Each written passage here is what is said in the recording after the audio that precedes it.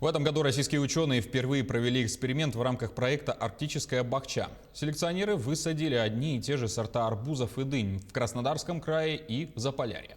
Главная идея подобного опыта – выяснить, какие именно сорта бахчевых можно смело выращивать в Арктике. С результатами эксперимента ознакомился Максим Кардозо. Витаминные коктейли с дачной грядки. Главная задача эксперимента «Арктическая бахча» – это возможность расширить рацион северян собственными продуктами. Выяснить, какие именно овощи, фрукты и ягоды можно смело выращивать, даже в Заполярье. И в том, что ставить опыты сперва решили на арбузах, нет ничего удивительного. Ведь дело в том, что от красного цвета зависит содержание ликопина, одного из каротиноидов, который является сильным антиоксидантом.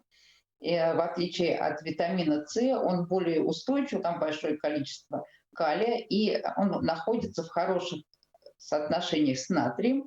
В рамках эксперимента одновременно посадили арбузы и дыни на Кубани и в Мурманской области. Из нескольких сортов бахчевых лучше всего на севере прижилась ягода «Сюрприз». Это арбуз с желтой мякотью. Результаты дегустации и биохимической оценки во многом совпали. И по вкусовым качествам, и по биохимическому составу плоды сорта арбуза «Сюрприз», выращенные на полярной опытной станции, практически не уступали аналогичным свойствам сорта «Сюрприз», выращенного в условиях кубанской опытной станции.